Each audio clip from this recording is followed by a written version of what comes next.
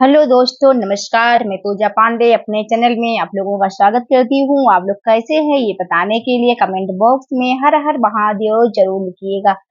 हरियाली तीज की हार्दिक शुभकामनाएं आप सभी बहनों को, आप सभी माताओं को। वीडियो में जानेंगे कि हरियाली तीज कब है, हरियाली तीज की पूजा विधि, नहाए खाए से लेके पारण तक का नियम क्या है, साल 2025 में हरियाली तीज व्रत कब रखनी है, कौन कौन काम कार्य नहीं करना है, कौन कौन बातों का विशेष ध्यान रखना है, कौन सा कार्य हमें करना है जो अखंड सौभाग्य के लिए, संपूर्ण पूजा विधि नियम जानेंगे।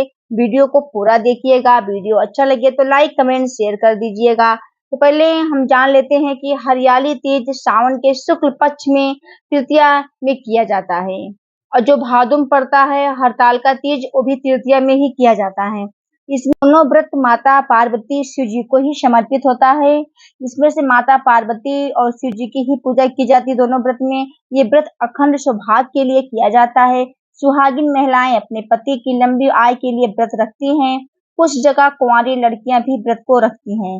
तो साल 2025 में हरियाली तीज 27 जुलाई दिन रविवार को रखा जाएगा। इसमें से हम शिव पार्वती जी की विशेष पूजा आराधना करेंगे, शिव जी साथ में शिव जी की।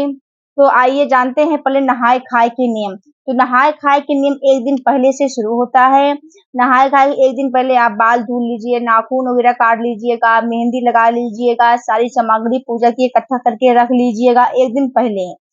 अब खाना में भोजन में आपको शुद्ध सात्विक भोजन ग्रहण करना है, लहसुन प्याज का त्याग करना। वैसे भी सावन महीने में लहसुन प्याज नहीं खाया जाता है। अगर आप खाते हैं तो एक दिन पहले आप लोग नहीं खाइएगा। तो अब से एक दिन पहले रविवार पड़ा, मतलब शनिवार पड़ा है, शनिवार को बाल वगैरह नहीं धुला जाता है या नाखून भी नहीं काटते हैं, तो आप लोग देख लीजिएगा, शुक्रवार को कर लीजिएगा।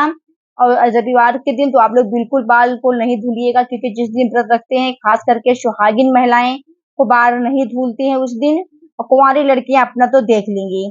तो नहा एक दिन पहले से हमने कहा नहाए खाए का ये नियम हो गया है। आप लोग एक दिन पहले सब कर लीजिएगा तो आपको पूजन करने में फिर दूसरे दिन आराम रहेगा।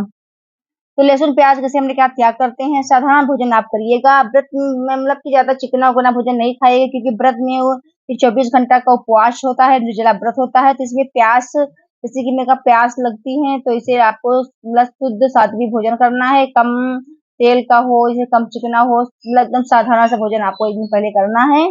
कुछ जगह पूजन करने के बाद में शाम को पानी पी लेते हैं और कुछ जगह सुबह मतलब कि उपवास 24 घंटा का रखते हैं।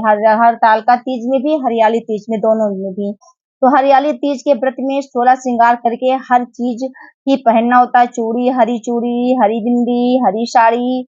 आप लाल भी पहन सकते हैं, लेकिन हरियाली तीज में जहां तक हो सके तो आप लोग हरा चीज ही पहनेगा, वस्त्र धारण करिएगा, क्योंकि सावन का महीना है। तो ये हरा, हरे वस्त्र या हरा चूड़ी, हरा नेल पॉलिश, हरा बिंदी का विशेष महत्व है।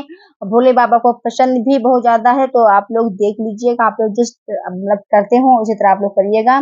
तो हरियाली तीज व्रत की पूजा विधि क्या है, चलो इसको हम जान लेते हैं। नहाए खाए तक का नियम आपको मतलब हो गया है। तो जैसे कि सुहाग की सामग्री होती है, अगर आप पहले बार व्रत रखते हो तो आप उठा सकते हैं। इस समय अच्छा संयोग है, आप व्रत को कर सकते हैं। पहली बार में जो सुहाग की सामग्री होती है वो जहां तक मायके से ही आती है, पहनने के लिए भी, चढ़ाने के लिए भी। तो आप लोग देख लीजिएगा, मायके से आना पहले बार मतलब बहुत ही शुभ होता है। जैसे भी अगर नहीं आती है तो आप अपने घर पर भी मतलब लेके कर सकते हैं। तो पहले हम जान लेते हैं हरियाली तीज कब है। तो हरियाली तीज 2025 तृतीया तिथि को प्रारंभ होती है। वहीं 26 जुलाई रात को 10:42 पर शनिवार को लगेगी। वहीं तृतीया तिथि का समाप्त है रविवार को 27 जुलाई रात में 10:41 पर। तो उदया तिथि को ध्यान में रखते हुए 27 जुलाई दिन रविवार को हरियाली तीज का व्रत रखा जाएगा। हर सुहागिन, हर महिलाएं 27 तारीख को व्रत रखेंगे। तो चलिए हम जान लेते हैं पूजन विधि, कैसे पूजन करना है, और जो सुहाग की सामग्री है उसको हमें किस तरह से दान करना है और क्या क्या हमें ध्यान करना है। इन सभी जानकारी के लिए वीडियो को आप जैसे हमने कहा पूरा देखिएगा। तो अब हम जानेंगे पूजा विधि। सुबह आपको भोर में उठ जाना है। उठने के बाद में स्नान कर लें। स्नान करने के बाद में स्वच्छ वस्त्र धारण कर लें। स्वच्छ वस्त्र धारण करने के बाद में फिर मंदिर में अपने आ जाए। तो अगर आप अलग से चौकी रखते हैं तो अलग से चौकी रख सकते हैं। एक एक लकड़ी का पाटा लेना है आपको, पीला वस्त्र बिछा देना, पीला लाल जो भी हो बिछा देना है। अब शिव जी माँ पार्वती के परिवार को स्थापित कर देना है, उनको लाल चुनरी उड़ा देना है, पुष्प की माला उड़ा देना है आपको। पहले तो आपको उनको स्नान कराना है, फिर आपको उनको टीका चंदन करना है। अगर आपके पास शिवलिंग है तो आप शिवलिंग को स्नान करा दें। स्नान कराने के बाद में पुष्प वगैरह सब बेलपत्र आपको जरूर रखना है उस दिन पूजन में। तो आपको व्रत शुरू करने से पहले पहले आपको संकल्प लेना है। संकल्प लेना है ये कि हम भी व्रत करें, तो संकल्प लेना जरूरी होता है। तो अपने हाथ में पुष्प, चावल और जल लेकर भगवान शिव जी का, माँ पार्वती का ध्यान करते हुए आपको माँ पार्वती से विनती करना है कि हमारा व्रत संपूर्ण हो, हमको शक्ति प्रदान करना माँ। इसी तरह आप भोले बाबा का स्मरण करते हुए आपको व्रत का संकल्प लेना है।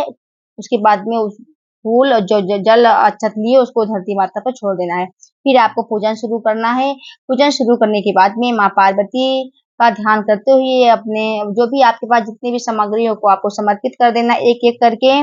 इसी तरह सुबह के समय में आपको पूजन करना है। इस 4 पहर की पूजन होती है, लेकिन आप अगर 1-2 पहर पूजन कर लेते हैं तो उसका पूर्ण फल प्राप्त होता है। मैं आपको बता रही हूँ, गणेश गौरी को आपको जरूर रखना है पूजन में। हर सुहागिन महिलाओं का ये इंतजार होता है कि हरियाली तीज आए या तीज का व्रत आए, तो हम तीज करें अपने सुहाग के लिए। हर एक सुहागन का ये होता है, जब तक मैं मतलब रहूं, सुहागन रहूं। इसीलिए व्रत अखंड सौभाग्यवती के लिए ये व्रत बहुत ही मतलब बहुत ही अच्छा व्रत होता है। आप लोग जरूर करिएगा। अगर आप लोग पहली बार उठाना चाहते हैं, जैसे हमने कहा उठा सकते हैं। जैसे आपको इसी तरह पूजन करना है। मैं एकदम आपको सरल तरीके से फ्रेंड्स बता रही हूँ पूजन करने की। अगर आपके पास कुछ भी सामग्री अगर नहीं है तो उसके जगह पे आप अच्छा दाना रख दीजिएगा, वो पूर्ण फल आपको प्राप्त हो जाएगा। आपको फिर दीपक जला देना, धूप शैली से आपको आरती करना है, फिर आपको प्रसाद समर्पित कर देना है। अब जैसे हमने कहा शिवलिंग है तो आप पार्थिव शिवलिंग बनाकर भी आप पूजन कर सकते हैं। अगर आप सुबह के समय नहीं कर रहे हैं तो आप शाम के समय पूजन कर दीजिए। प्रदोष काल में पूजन करने का विशेष महत्व है पार्थिव शिवलिंग का। अगर आप मंदिर में पूजन करना चाहते हैं तो आप मंदिर भी जाकर पूजन कर सकते हैं। अगर घर में शिवलिंग है तो आप घर पे भी पूजन कर सकते हैं। जिस तरह आपकी व्यवस्था बने आप उसी तरह पूजन करिएगा। उस दिन फुलेरा का भी विशेष महत्व होता है दर्शन करने का। जैसे गुरु जी बताते हैं कि अगर जो महिलाएं व्रत नहीं करती हैं, व्रत नहीं रखती हैं, तो वो मंदिर में जाके फुलेरा का दर्शन जरूर करिएगा। अपने घर में भी फुलेरा आपको बना के जहाँ पूजन करते हैं वहां पर लगा देना है। चाहे आम के पत्ते का बना दीजिए, चाहे अशोक के पत्ते का, या चाहे पुष्प का हो, जैसे भी आप बना लो।